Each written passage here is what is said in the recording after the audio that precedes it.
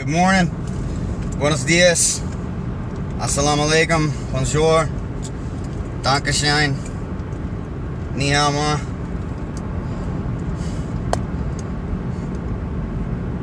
How do you say it in French and Russian? Privyet. Privyet. I'm on my way to the gym. It's Sunday morning, March 10th. I still haven't had time to sit down, and I have been so busy, just extremely busy. I've got to do another self-tape audition today. Plus, I still have to finish all those subtitles. Plus, the main priority on my list right now is doing the math for all my macros and getting my macros straight.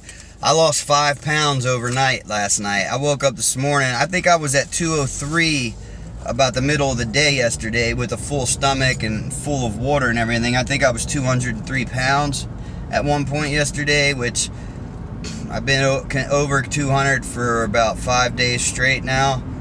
And I woke up this morning 195. So I have not had time to sit down and do the math on my macronutrients.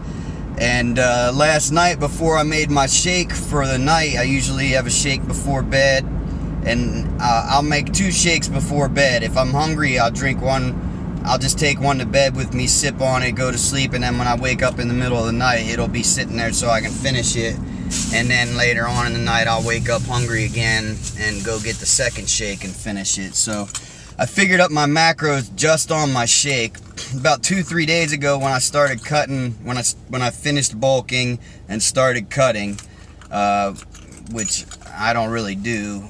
I don't really have my philosophy. I don't really see it that way. I don't see it like cutting phase, bulking phase, but essentially that is what it is. I manipulated my macronutrients and I manipulated my workload at the gym because I wanted to gain weight to get up to 200 pounds, which I did. I ended up getting to 203, and now I've got to manipulate my macronutrients and manipulate my workload at the gym because my body fat is higher than I want it to be right now. I want to be 200 pounds at 8% body fat. I'm 200 pounds, well, I'm 195 now. I'm probably 10, 11, 12% body fat. So I've got to adjust my macronutrients. That is a major priority right now. Unfortunately, shooting that self-tape audition is also a major priority right now. Getting those subtitles on these videos is a major priority. I guess I can call that a secondary priority, but I've got to shoot that self-tape. I have to get to the gym today and get shoulders done. I have to shoot that self-tape audition today because tomorrow's the deadline. And I have to meal prep for the week and do the math for my macronutrients. And I want to teach you all that about the macronutrients. But I was looking at my shake last night.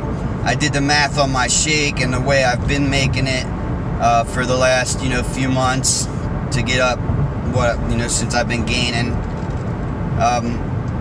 And it looks like I was at basically on Monday I cut my carbs in half, my oats in half for my shake. And then yesterday I cut that in half. And then last night I did the math for the macronutrients for my shake. And that thing, man, it's just crazy to even think of. I'm using 6 cups of milk, a full cup of oats, 2 tablespoons of peanut butter, 2 scoops of protein powder, and a banana. And I was probably at about my macronutrients. When I'm talking about my macronutrient ratio, remember I explained to you guys that 1 gram of protein is worth 4 calories, 1 gram of carbohydrates is worth 4 calories, and 1 gram of fat is worth 9 or 10 calories, depending on who you it's like 9 point something. It's, if you round up, it's 10. It's like 9.6 or 9.7. There, doesn't matter, but So when I'm talking about my macronutrient ratio, I'm talking about the percentage of calories that I'm getting from each of my macronutrients. So if I say right now, because I just entered this cut, but I'm not trying to do a traditional cut, I'm trying to maintain weight and just drop my body fat percentage. I want to stay at 200 pounds, and I want to go from 12% body fat to 8% body fat. So my intention today is to figure out the math. I'm going to get 40% of my calories from protein. It's going to be 40% protein, 30% carbs, 30% fat. I already know right off the bat I'm going to end up having to drop my carbs. I'm going to have to go down to like 20% carbs, I'm going to have to do 50% protein.